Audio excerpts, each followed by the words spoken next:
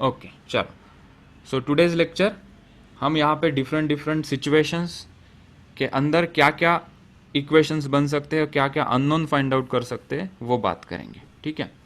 तो यहाँ पे वेरियस शेप्स तुम देख सकते हो, दो ब्लॉक अटैच हैं, यहाँ पे कोई स्ट्रिंग से ये ब्लॉक अटैच है, यहाँ पे तीन चार ब्लॉक अलग अलग स्ट्रिंग से अटैच है, यहाँ पे ये दो ब्लॉक है, इनके ऊपर फोर्सेस लग रहे हैं 100 न्यूटन 50 न्यूटन। यहाँ पे ये नीचे एक ब्लॉक है, अलग अलग स्ट्रिंग से अटैच है। ये सिचुएशन में देखो, ये ब्लॉक के ऊपर दो स्ट्रिंग अटैच है। फिफ्थ वाले सिचुएशन में देखो, किसी वेज के ऊपर एक पुली है, पुली से दो ब्लॉक बंधे हुए हैं एक रस्सी से। और इस प्रकार से कोई सिचुएशन एक एक करके हम देखते हैं क्या है। I am taking the first body from here, next page पे पेस्ट करते हैं इसे।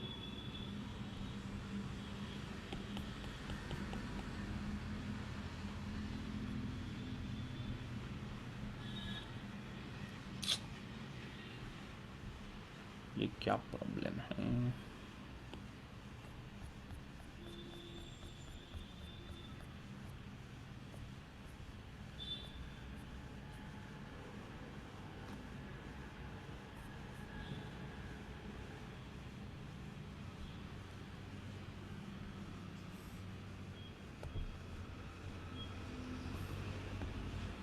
Okay, so we are ready with this diagram.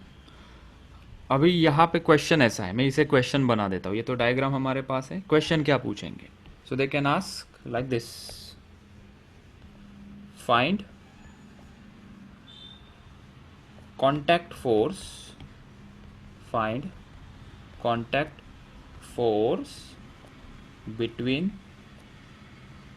A and B if A and B are at rest, these are at rest, ठीक है। और यहाँ पे एक दीवार है, दीवार यहाँ पे एब्सेंट थी, उसे प्रेजेंट कर देते हैं हम, दिस इज अ दीवार, ठीक है।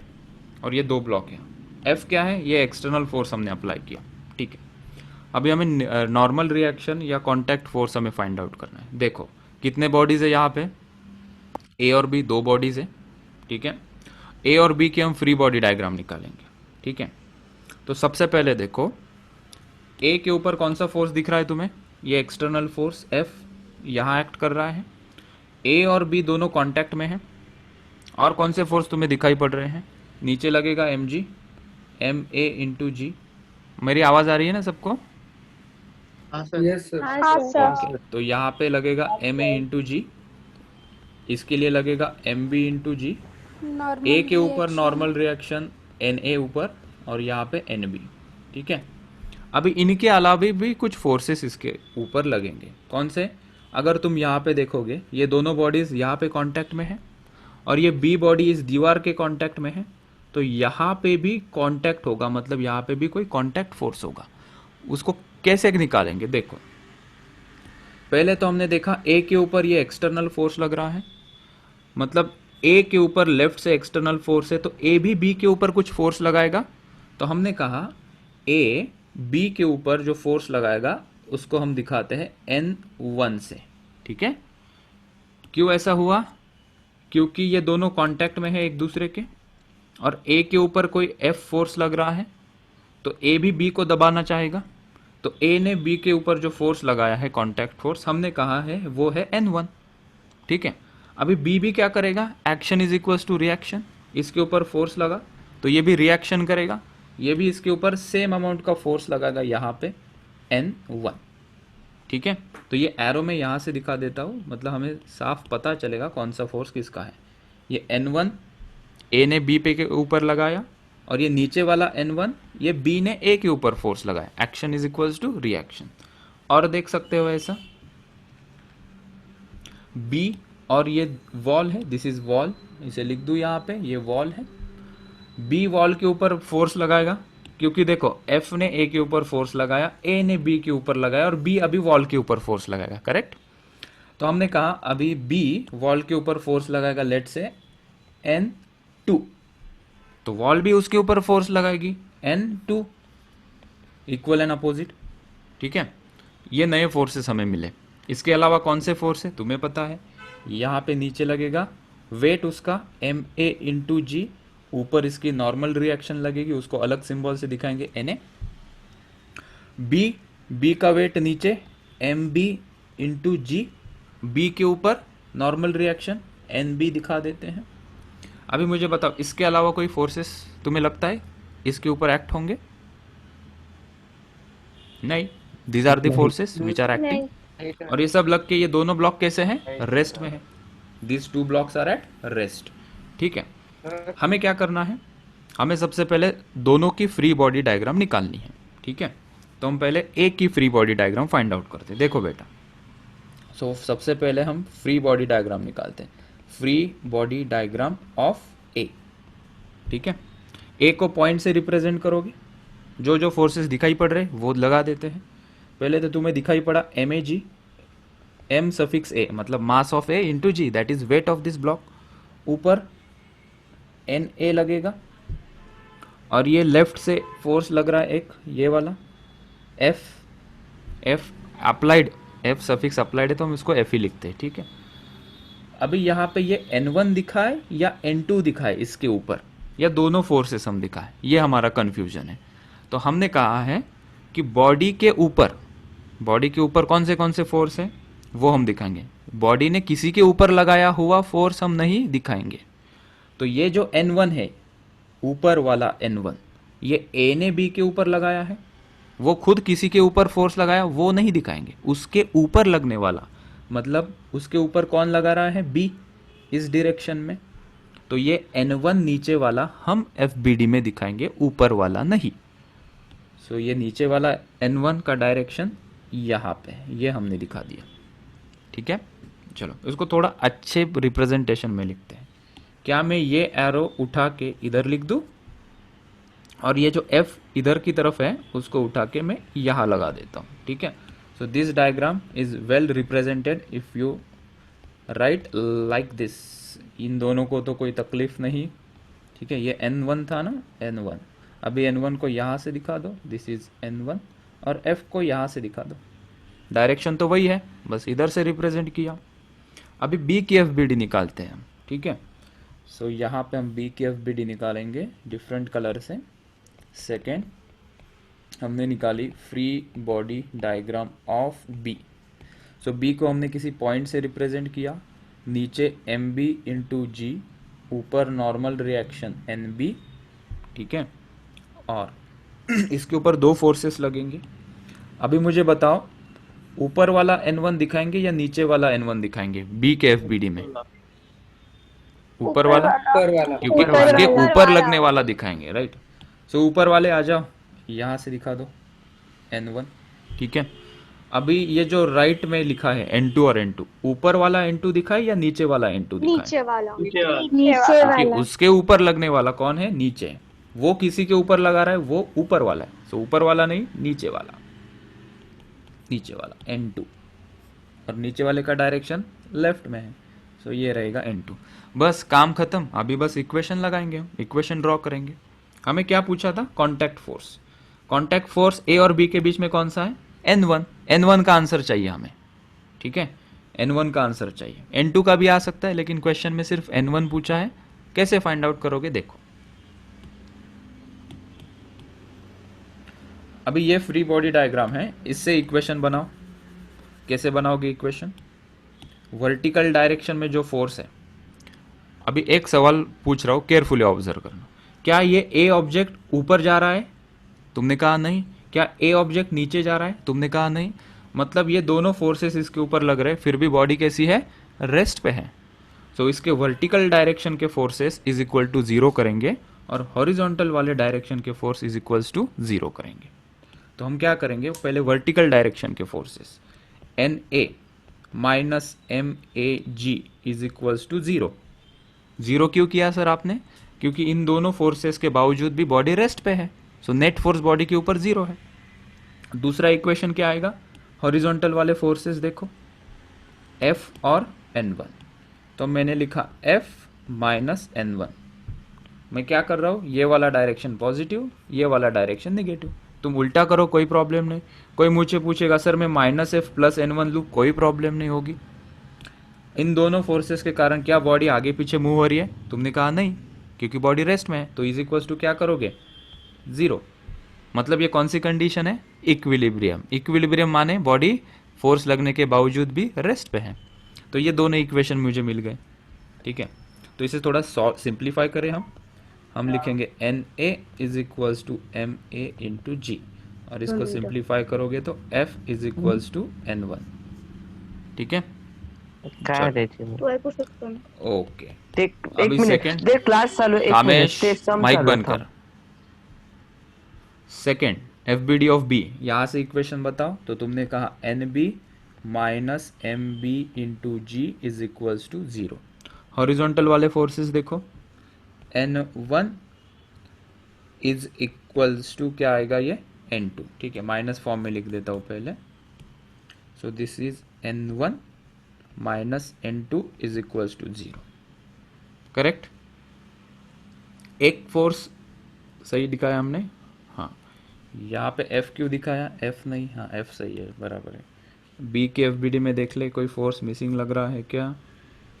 N1 N2 सभी फोर्सेस सही हमने दिखाए, ठीक है।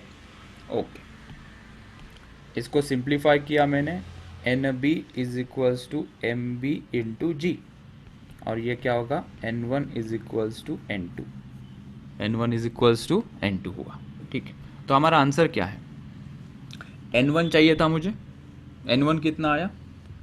N1 is equals to F, ठीक है। अगर कोई मुझे पूछेगा N2 कितना आएगा, that is normal reaction between the block B and wall, वो कितना आएगा? हमने यहाँ पे देखा N1 और N2 कैसे है? इक्वल है। तो N2 की भी वैल्यू जो आएगी, N2 is also equals to F। So ये दो हमारे आंसर हो गए। These are two our answers.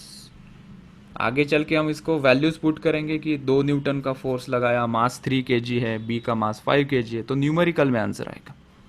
हमने यहाँ पे सिर्फ वेरिएबल के फॉर्म में आंसर निकाला। फिर से एक बार देखें इसे, हमें 2 ब्लॉक दिए थे, हमें पूछा गया था कि कांटेक्ट फोर्स निकालो, मतलब ये N1 की वैल्यू पूछी थी।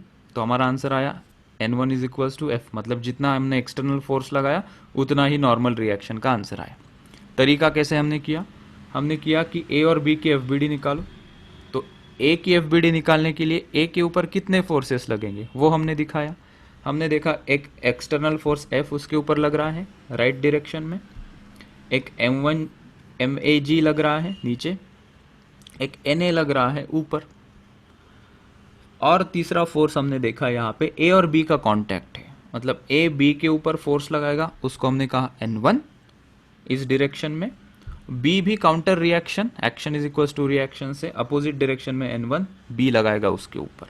तो हमने ये वाला नीचे वाला एरो दिखाया क्योंकि बॉडी के ऊपर लगने वाले फोर्स हम FBD में दिखाते हैं।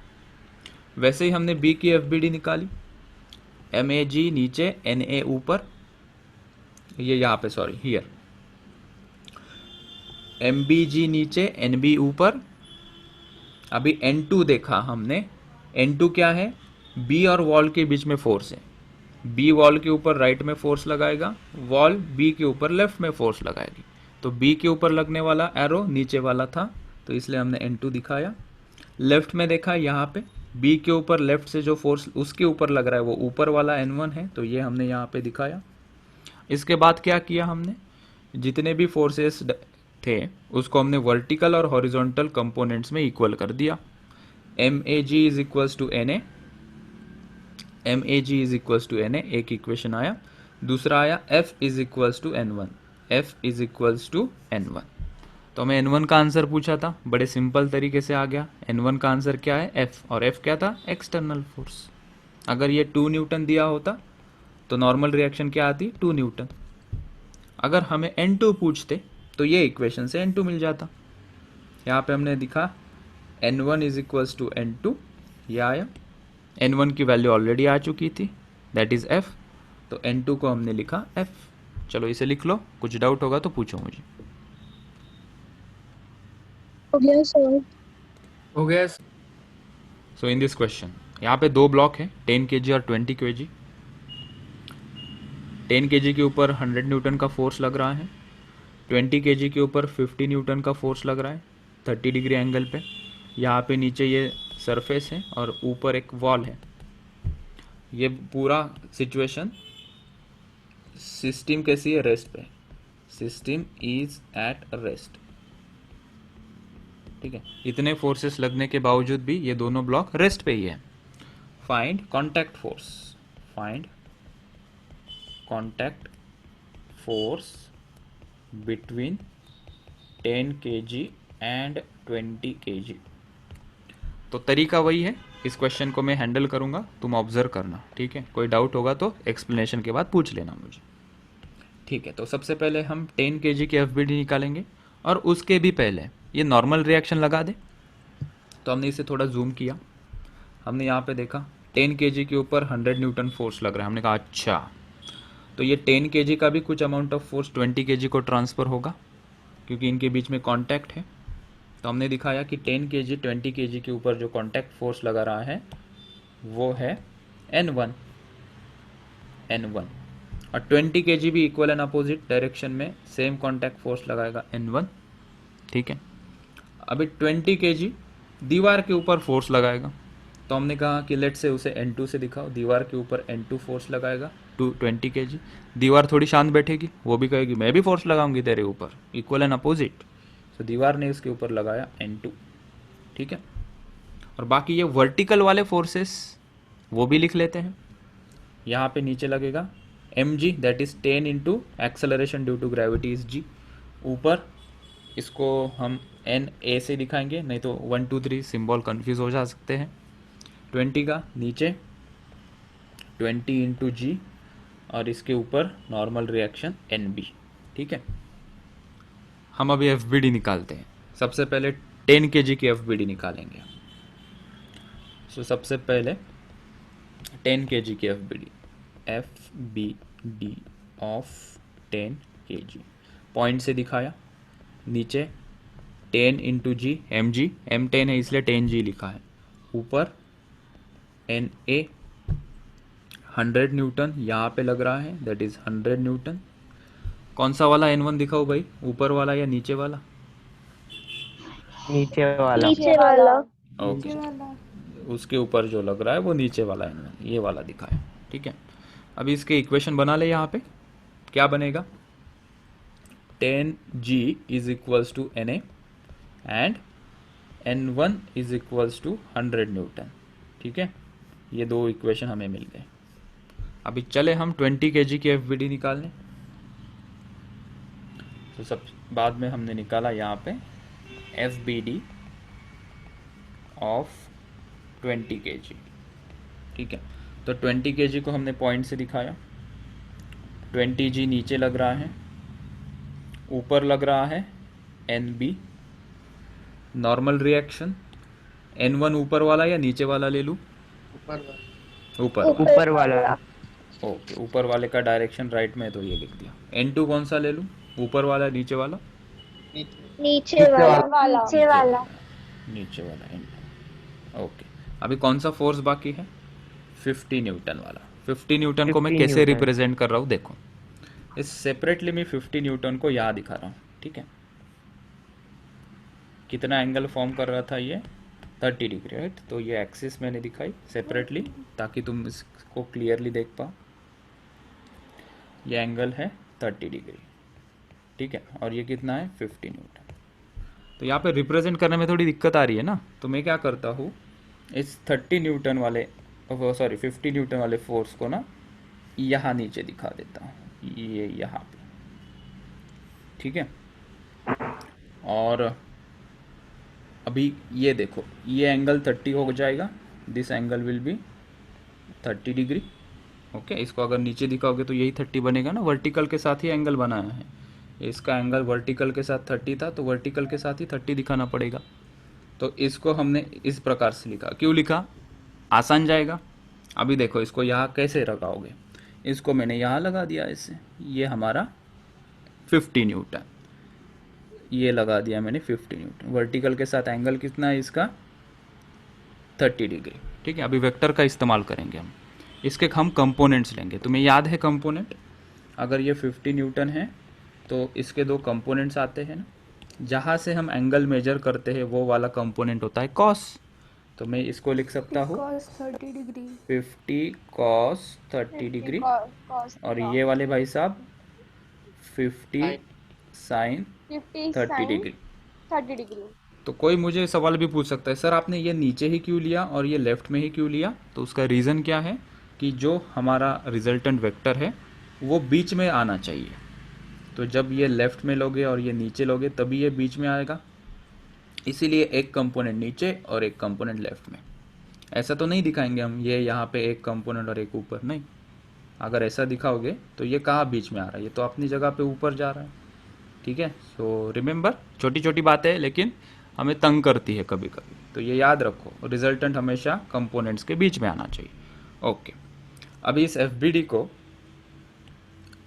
को मैं कंपोनेंट के फॉर्म में लिखता हूँ।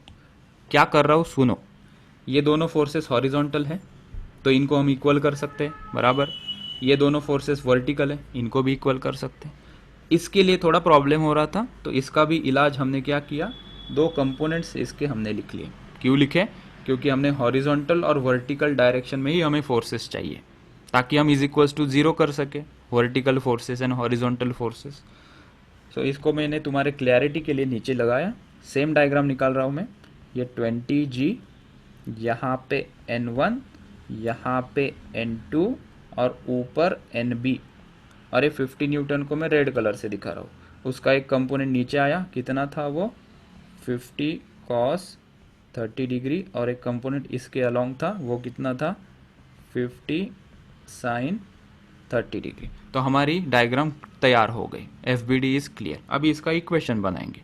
इक्वेशन बनाया मैंने, कौन से इक्वेशन बनाओगे सर आप? वर्टिकल फोर्सेस के एंड हॉरिजॉन्टल फोर्सेस के।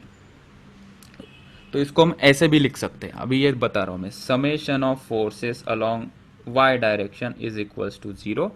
मतलब y डायरेक्शन में भी जितने फोर्सेस है उसकी एडिशन करके 0 करेंगे। क्यों 0 करना है? क्योंकि बॉडी कैसी है, रेस्ट में है। ओके, तो NB, इसको ब्लैक कलर से लिखते हैं, तो ये क्या बनेगा, NB ऊपर, नीचे वाले फोर्सेस माइनस लेंगे, ऊपर वाले पॉजिटिव ले रहा हूँ। नीचे कौन से फोर्सेस है y डायरेक्शन में? 20G and 50 cos 30। सो मैंने लिखा minus 20G minus 50 cos 30 degree is equals to 0। Okay, तो इसको सिंप्लीफाई करो, NB is equals to 20G plus 50 cos 30 degree. ये यहाँ से मुझे इक्वेशन मिला। अभी x डायरेक्शन का इक्वेशन चाहिए मुझे, तो मैं जगह बना लेता हूँ। पहले इसे थोड़ा छोटा करके यहाँ रखते हैं, और इसी को भी छोटा करके हम यहाँ रखेंगे। g की वैल्यू पुट करो बाद में जब सॉल्व करेंगे। 10, g की वैल्यू कितनी होती है? 10 पुट करेंगे, बिल्कुल। ओके, अभी समेशन ऑफ y हो गया summation of x, summation of f of x is equals to 0। इसका मतलब क्या है, जितने भी फोर्स है तुम ऐड करोगे प्लस माइनस साइन के साथ। x डायरेक्शन में मुझे बताओ, ये वाला पॉजिटिव लेते हैं और इधर जो फोर्सेस होंगे वो निगेटिव लेते हैं। सो मैंने लिखा N1, और ये लेफ्ट में दो फोर्सेस है minus N2 minus 30 sine 30 degree is equals to 0। So N1 is equals So 50 sin 30 degree. 50 है क्या? अच्छा, मेरी हैंड राइटिंग मुझे समझ में नहीं आ रही। सर क्या कर रहे हो आप? 50, सो यहाँ पे 50 चाहिए, सो दिस इज 50। ठीक है, सो N2 प्लस 50 साइन 30 डिग्री, ये हमारा दूसरा इक्वेशन हो गया।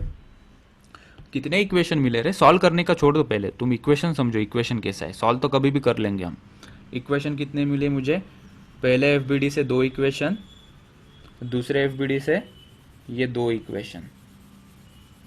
ठीक है, अभी यहाँ से N1 की भी वैल्यू आ सकती है, Na की वैल्यू आ जाएगी, NB की वैल्यू आ जाएगी, N2 की वैल्यू आ जाएगी। पहले तो पूरा इसे लिख लो और मुझे बताओ N2 कितना आता है। N1 तो आ गया ना, N1 कितना आया 100, तो एक कॉन्टैक्ट 100। फोर्स आ गया। मुझे N2 चाहिए, N2 फाइंड आउट करके बताओ। ओके, अभी ये सेकंड क्वेश्चन में find tension in the string, find number 1 tension in the string, and number 2 normal reaction at block M1। M2 को तो आएगी नहीं, वो कांटेक्ट में ही नहीं है ना सरफेस के। देखो इस क्वेश्चन में अभी वेज के ऊपर रखा है, तो M1 की FBD निकालने से पहले उसके ऊपर लगने वाले फोर्सेस दिखाते हैं। तो mg कहाँ लगेगा? mg ऊपर लगेगा ना, m1g, करेक्ट? कभी देखा है क्या ग्रेविटी ऊपर खींचेगी? नहीं लगेगा ना, नीचे लगेगा सर। तो mg सर नीचे लगेगा। आप भी क्या बात कर रहे हो सर? ये लो m1g नीचे, ठीक है। और दो फोर्सेस से बताओ, टेंशन कहाँ लगेगा? ऊपर लगेगा या नीचे लगेगा टेंशन फोर्स? ऊपर लगेगा। टेंशन कहाँ से आया सर? अरे रस्सी आ गई मतलब टेंशन आ जाता है, ठीक है। और जब रस्सी आती है तो टेंशन आता है, और टेंशन का डायरेक्शन हमेशा अवे फ्रॉम द ब्लॉक, तो ऊपर रहेगा। टी से दिखा दे यहाँ पे, ठीक है। कितनी रस्सी है यहाँ पे? How many strings are present? Only 1। ये घुमा फिरा के इधर आ रही है, इसलिए हमने टी लिया, नहीं तो T1 T2 लेते। ओके, अभी मुझे बताओ नॉर्मल रिएक्शन कहाँ होगी? 2 ऑप्शन देता हूँ, ये 1 या 2, 1 वाला या 2 वाला, ठीक है। नॉर्मल रिएक्शन क्या कहता है? सरफेस के परपेंडिकुलर, ये सरफेस के परपेंडिकुलर। सो नॉर्मल रिएक्शन इसकी आ गई, ये यहाँ पे n दिखा देते हैं, ठीक है। अच्छा, तो M1 की फ्री बॉडी डायग्राम निकालते हैं नीचे। सो सबसे पहले हम निकाल लेंगे FBD ऑफ M1। तो M1 को हमने दिखा दिया पॉइंट से, नीचे आ गया M1G, यहाँ आ गया N, और यहाँ आ गया T। अब मैंने पूछा कि इसके इक्वेशन बनाओ, बना सकते हो? दिक्कत हो जाएगी ना, कोई भी फोर्स वर्टिकल नहीं है, एक M1G छोड़ के कोई भी वर्टिकल नहीं है, हॉरिजॉन्टल में कोई फोर्स नहीं है, तो हमें कंपोनेंट्स चाहिए, राइट? वी वांट कंपोनेंट, हमें वर्टिकल और हॉरिजॉन्टल में फोर्सेस चाहिए। T तो ऐसा है, इसको कैसे सॉल्व करेंगे? तो हमने क्या करा, क्या हम ऐसा कर सकते हैं क्या? Always it is not necessary कि हमेशा वर्टिकल और हॉरिजॉन्टल ही फोर्स आए। हम हमारे कन्वीनियंट के लिए इस डायरेक्शन के फोर्सेस एंड इस डायरेक्शन के फोर्सेस ऐसे भी इक्वल कर सकते हैं। What we want basically is perpendicular components. हमने लास्ट क्वेश्चन में किया ये वाले फोर्सेस, हॉरिजॉन्टल एंड वर्टिकल, ठीक है। यहाँ पे मैं क्या करूँगा, ये वाला कंपोनेंट और ये वाले कंपोनेंट में मैं सॉल्व करूँगा, ठीक है। ये वर्टिकल नहीं है, दोनों कुछ इंक्लाइंड है, लेकिन एक दूसरे को कैसे है? परपेंडिकुलर। तरीका क्या है समझो। तो मैंने यहाँ पे ज्योमेट्री में देखा, ये मैं फोर्सेस मिटा रहा हूँ, तो मुझे थोड़ा ज्योमेट्री करना पड़ेगा, ठीक है। यहाँ से कोई एक लाइन मैंने खींची, ठीक है। हमारा mg नीचे था, mg नीचे था m1g। अगर ये एंगल थीटा है, ये एंगल कैसा है? थीटा है। तुम अगर इसे देख पाओगे, ये वाला ट्रायंगल, ये जो मैंने येलो कलर से हाईलाइट किया है, ठीक है। मुझे बताओ ये एंगल कितना होगा? This angle 90 degree. So this angle is 90 degree. क्या मुझे कोई बताएगा ये एंगल कितना होगा? दिस वन, ये वाला एंगल 90 माइनस थीटा। तो तुमने लिखा इसे 90 माइनस थीटा, ठीक है। अब एक चीज़ देखो यहाँ पे, ये जो है ये प्लेन और ये जो मैंने लाइन निकाली है, इसके बीच में ये वाला एंगल कितना है? 90 डिग्री। 90 डिग्री, ठीक है। तो ये कितना होगा? अरे ये वाला थीटा। थीटा, ठीक है। जिनको नहीं समझ में आया उनके लिए मैं इसे जूम करके यहाँ दिखा रहा हूँ, ठीक है। ये एक्सिस थी, ये था, और ये हमें दिया था नीचे। ये कितना है? 90 माइनस थीटा, और दूसरे कलर से मैं इसे दिखाता हूँ। ये कंप्लीट कितना है? ये कंप्लीट है 90 डिग्री, और तुमने बताया फिर ये वाला एंगल, ये कितना आया? टोटल 90 में से 90 माइनस थीटा चला गया, सो ये हो गया 90 minus 90 plus theta, so that is theta. तो ये एंगल कितना आया? थीटा, ठीक है। तो हम बार बार नहीं करेंगे ये, तो बार बार ये नहीं करेंगे हम, ठीक है। पहले इतना लिख लो क्योंकि मुझे ये डायग्राम मिटानी पड़ेगी, फिर तुम्हारा वो मिस हो जाएगा उतना। पहले इतना छाप लो ये पूरी बात, फिर इसके आगे कंटिन्यू करता हूँ मैं। Okay,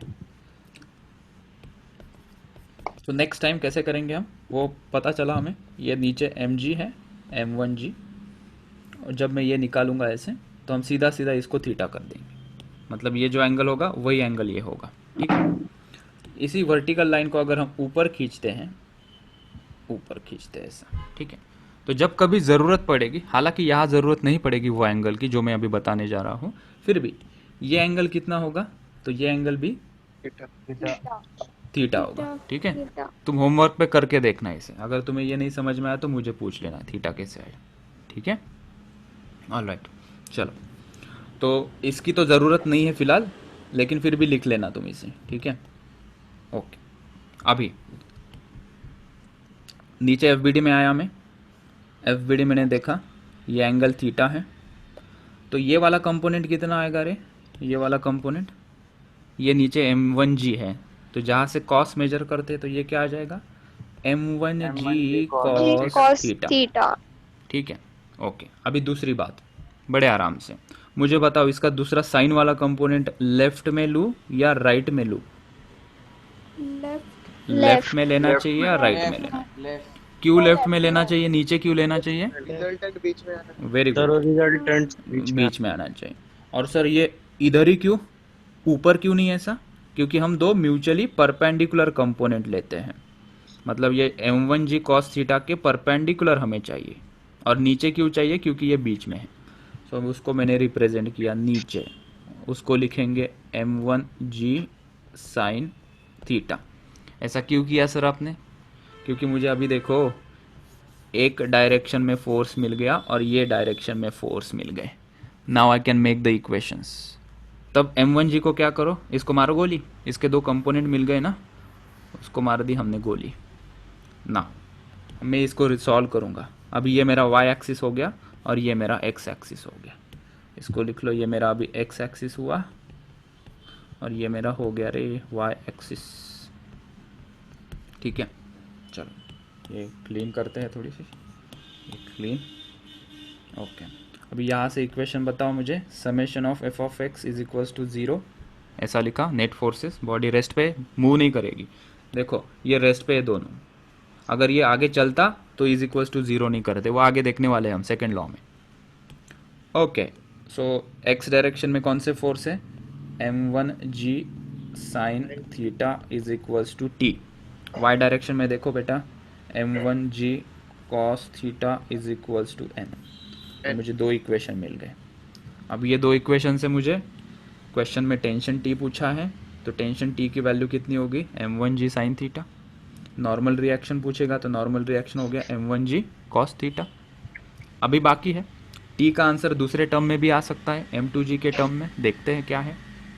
F B D m1 की हो गई, m2 की एफ बी डी तो बहुत चिल्लर है अभी, second F B D of m2, m2 के ऊपर कौन से फोर्स लग रहे हैं, ग्रेविटी, m2g नीचे, टेंशन t ऊपर, नॉर्मल रिएक्शन लगेगी क्या रे इसके ऊपर, कांटेक्ट में ही नहीं है सरफेस पे, गैप है ना यहाँ पे, टच नहीं है, अगर इसको ये टच होता तो नॉर्मल रिएक्शन हम ऐसे दिखाते, लेकिन यहाँ पे ये कांटेक्ट में ही नहीं है तो नॉर्मल रिएक्शन नहीं आएगी। सो हमने एफ बी डी इसकी निकाली, m2g नीचे, टेंशन t ऊपर, ठीक है। तो इसमें तो सिर्फ y डायरेक्शन में ही फोर्सेस है, x डायरेक्शन में कोई फोर्स नहीं है, तो we will write summation of F of y is equals to 0, और ये जो किया ये वाले को लिखना बाकी है ना, summation of F of y is equals to 0, ठीक है। हाँ, बैक टू दिस वन, इसको क्या लिखोगे, t is equals to m2g, t is equals to m2g, तो हमें तीन इक्वेशन मिल गए यहाँ से। So tension in the string, string में टेंशन कितना है, in terms of mass answer आएगा m2 इंटू जी या m1g साइन थीटा, तो इन दोनों के आंसर सेम ही आएंगे जब हम सॉल्व करेंगे, ठीक है। यहाँ पे हम इक्वेशन तक आएंगे, नेक्स्ट इसमें हम इसकी वैल्यूज देके प्रॉपर नंबरिंग वाला आंसर लेके आएंगे, ठीक है। लिख लो इतना, 10 sir. बताओ मुझे. So in this question, find the tension in the string and normal reaction at the contact surface. इसे ट्राई करो. ओके, सो 5 kg की हम एफ निकालते हैं. इसके ऊपर फोर्सेस कौन से हैं? नीचे लगेगा 50 Newton. 5 into ji, M into ji, M is 5, जी की value 10. W is equals to M G, M is 5, जी की value 10, that is 50 Newton. Alright, इसलिए 50 न्यूटन आया. ठीक है. टेंशन की डायरेक्शन यहाँ पे. अभी इसके एफ निकालो. नॉर्मल रिएक्शन यहाँ आएगी एन. यहाँ पे मैंने एफ निकाली नंबर 1. F of 5 kg. सो ये आया 50. नॉर्मल रिएक्शन एन, और इसको एक्सटेंड करोगे तो ये एंगल कितना होगा? 30 डिग्री. ये हो जाएगा 50 कॉस 30 डिग्री, और ये नीचे 50 साइन 30 डिग्री, और टेंशन टी यहाँ पे. ठीक है. हमें दो इक्वेशन चाहिए, ये वाला एक और ये वाला एक. तो हमने इसे सॉल्व किया. n is equals to 50 cos 30 degree, और दूसरा कौन सा है? t is equals to 50 sine 30 degree. ठीक है. तो n कितना आएगा यहाँ से? 50 इंटू √3/2, दैट इज़ 25 √3 न्यूटन. और यहाँ से t कितना आएगा? 50 into 1/2, that is 25 newton. So t is equals to 25 newton, and n is equals to 25 into √3. √3 की वैल्यू रखना चाहोगे तो रख सकते हो, 1.73. Okay, alright. But tension M2G भी होता है ना, तो वैसे देखा जाए तो 3 इंटू 10 30 आएगा. अभी देखो यहाँ पे हमने निकाला mg नीचे और टेंशन t की वैल्यू ऊपर. ओके. अभी यहाँ पे जब हम इसे सॉल्व करेंगे तो ये क्या आ जाएगा? t is equals to M g. So t की वैल्यू यहाँ से क्या आ जाएगी? m कितना है यहाँ पे? 3 इंटू जी की value 10. So t is equals to 30 newton दिखा रहा है. तो सर आपने तो कहा था एक स्ट्रिंग और एक टेंशन आना चाहिए, लेकिन यहाँ पे एक प्रॉब्लम क्या है? देखो, प्रैक्टिकली ऐसा पॉसिबल नहीं होगा. यहाँ पे कोई फ्रिक्शन कंसिडर किया क्या हमने? अगर तुम यहाँ पे कोई फ्रिक्शन कंसिडर नहीं कर रहे हो, हमने किया ही नहीं. कैसे पता चला सर आपने फ्रिक्शन कंसिडर नहीं किया? क्योंकि कोई फ्रिक्शन का फोर्स हमने इंक्लूड किया क्या? नहीं किया. बराबर है. मतलब ये ब्लॉक रेस्ट में रहेगा क्या? ये ब्लॉक रेस्ट में नहीं रह सकता ना, क्योंकि 3 kg उसको नीचे पुल करेगा, ये खिसकते खिसकते खिसकते ऊपर आ जाएगा. ठीक है. तो यहाँ पे कोई फ्रिक्शन की वैल्यू देनी चाहिए थी हमें. यहाँ पे फ्रिक्शन की वैल्यू देनी चाहिए थी, तब ये रेस्ट में रहेगा. तो पहले तो क्वेश्चन तो पार्शियली इनकरेक्ट है. क्वेश्चन तो पार्शियली इनकरेक्ट है. क्यों इनकरेक्ट है? क्योंकि यहाँ पे अगर फ्रिक्शन ही नहीं है तो ये ब्लॉक रेस्ट पे कैसे हो सकता है? ये ब्लॉक रेस्ट पे नहीं हो सकता, तो आपने इन दोनों को इक्वल कैसे किया? कौन सा? टी वाला फोर्स, ये. इसको हम इक्वल नहीं कर सकते क्योंकि ये रेस्ट में नहीं है. लेकिन हमने मान लिया कि अगर ये रेस्ट में होता तो इसका टेंशन कितना आता? तो 25 न्यूटन. लेकिन एक्चुअली में ऐसा नहीं होगा, इसलिए आंसर में डिफर आया है. इसलिए क्या आया है? आंसर में डिफरेंस आया है, क्योंकि यहाँ पे फ्रिक्शन फोर्स देना चाहिए था. फ्रिक्शन फोर्स मैंने पढ़ाया नहीं है, इसलिए मेरे लिमिटेशन से हाथ बंधे हुए हैं. फ्रिक्शन फोर्स जब मैं पढ़ाऊँगा तब हम यहाँ पे दिखेंगे कि फ्रिक्शन की वैल्यू कुछ गिवन होती है, 0.2 कोएफिशिएंट ऑफ फ्रिक्शन. फ्रिक्शन हमेशा मोशन को क्या करता है? अपोज करता है. तो फ्रिक्शन कहाँ लगेगा? नीचे लगेगा. तब ये दोनों के आंसर मैच हो जाएंगे. ठीक है. तो ये आंसर डिफर क्यों कर रहा है? यहाँ पे नोट लिख के देता हूँ. Note, as we have neglected friction force at 5 kg surface. और दूसरा पॉइंट, hence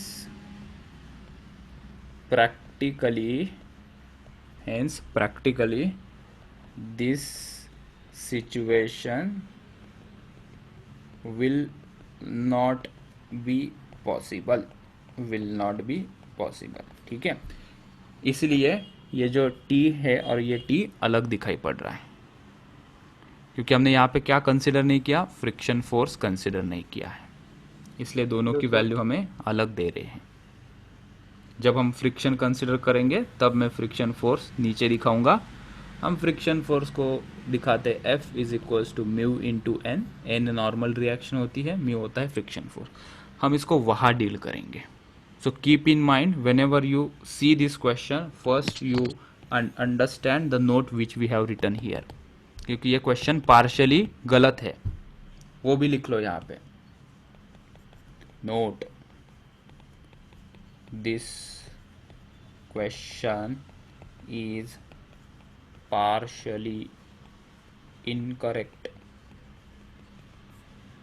क्योंकि बिना फ्रिक्शन के, हिंदी में लिख लो लगे तो यहाँ पे,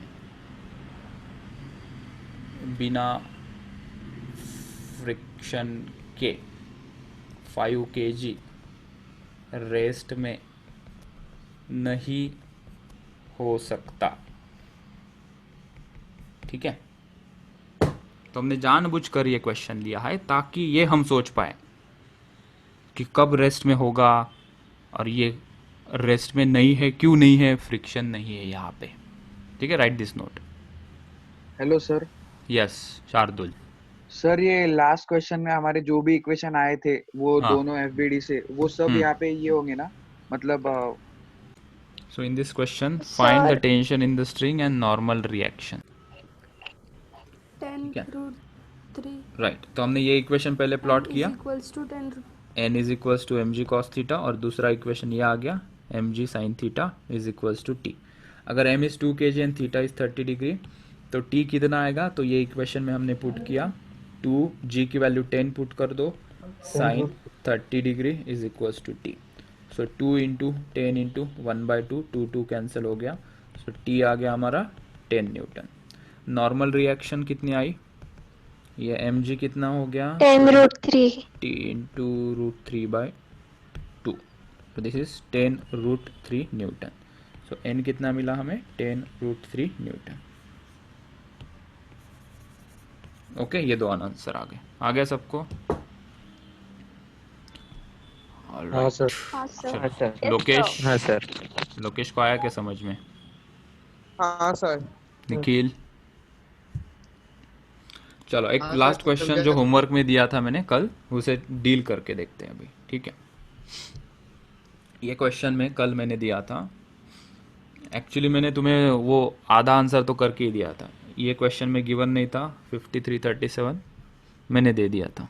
ठीक है, मैंने पूछा था कि नॉर्मल रिएक्शन बता। आज के लेक्चर से आसान हो जाएगा। देखो, अगर मैं इसकी एफबीडी निकालूंगा, फ्री बॉडी डायग्राम, तो देखना फ्री बॉडी डायग्राम कैसी बनेगी।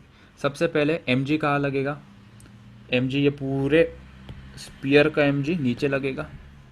कोई भी बॉडी हो, हमें उसको पॉइंट से दिखाना है, तो इसकी एफबीडी निकाल रहा हूँ मैं, FBD of body, free body diagram of this body, mg नीचे लगेगा। ठीक है, इसके ऊपर दो नॉर्मल रिएक्शन लगेंगे, एक ये सरफेस के कारण इधर, इसको दिखा देते हैं हम ऐसे N1, और बिकॉज ऑफ दिस सरफेस एक नॉर्मल रिएक्शन यहाँ लगेगी। पॉइंट है ना ये, इसको परपेंडिकुलर लगा दिया हमने, इसको ऐसे परपेंडिकुलर ड्रॉ करो टेंजेंट, अगर नहीं समझ में आ रहा है तो उसके परपेंडिकुलर ड्रॉ, यहाँ पे ऐसे टेंजेंट ड्रॉ करो और यहाँ पे परपेंडिकुलर दिखा दो। So if you do like this, और ये होगी N2। ठीक है, तो मैंने दिखाया यहाँ पे N1, मैंने यहाँ पे दिखाया N2। N1 कितने डिग्री पे है हॉरिजॉन्टल से, अगर यहाँ से हम दिखाएंगे, 37 डिग्री। ये है 37 डिग्री, और N2 कितने पे है, ये है 53 डिग्री। ठीक है, 3 डिग्री। अभी मुझे इसके कंपोनेंट चाहिए, तुम इसे इमेजिन कर पाए क्या? देखो, ऊपर वाला N1 कितना लिखूँ मैं, N1 साइन या कॉस, इसके मुझे दो Sin। कंपोनेंट चाहिए। साइन। साइन। कॉस क्यों नहीं? तो क्योंकि वो Sin। एंगल के साथ नहीं है। नहीं है। ठीक है, और ये वाला आ जाएगा N1 कॉस 37 डिग्री।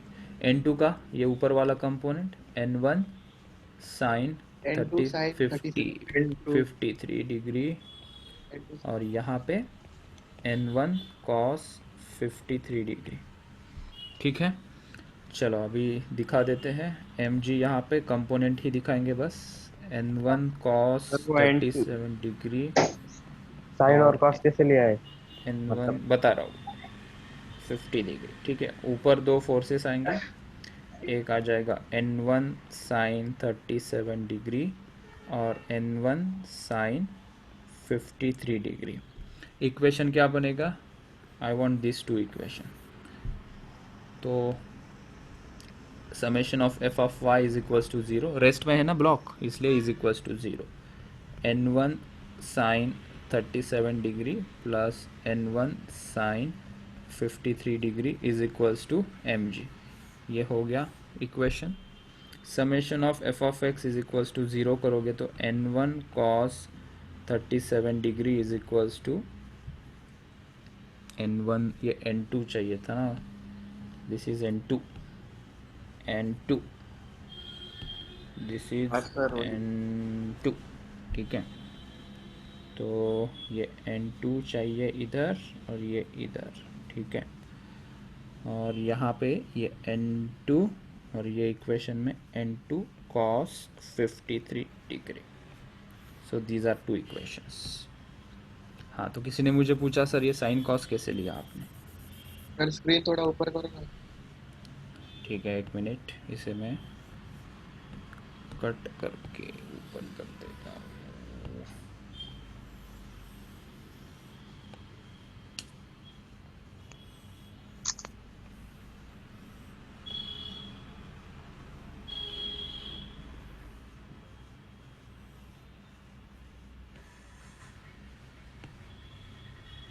देखो अभी, हाँ, ये और ये कंपोनेंट आपने कैसे लिया है सर? देखो, जहाँ से हम एंगल मेजर करते हैं वो वाले कंपोनेंट को कॉस से मल्टीप्लाई कर देना। सो N1 को हमने cos 37 से मल्टीप्लाई कर देंगे तो ये कंपोनेंट आ जाएगा N1 cos 37। ठीक है, अभी इसी के परपेंडिकुलर में निकालना है, तो मेरे पास दो ऑप्शन थे, मैं नीचे निकालूँ या ऊपर। ऊपर निकाला क्योंकि ये जो है रिजल्टेंट वो बीच में आना चाहिए, इसलिए ये N1 sin 37।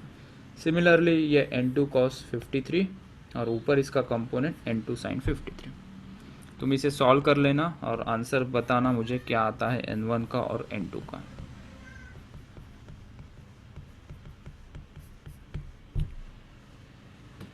ओके, इसका मास पुट करो, मास की वैल्यू लगेगी तुम्हें। Take m is equals to 10 kg, mass is 10 kg।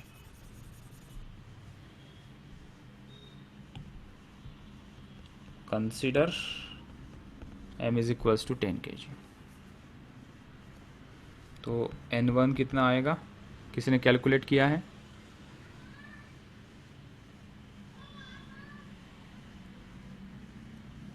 तो ये आना चाहिए 80 न्यूटन और N2 आना चाहिए 60 न्यूटन।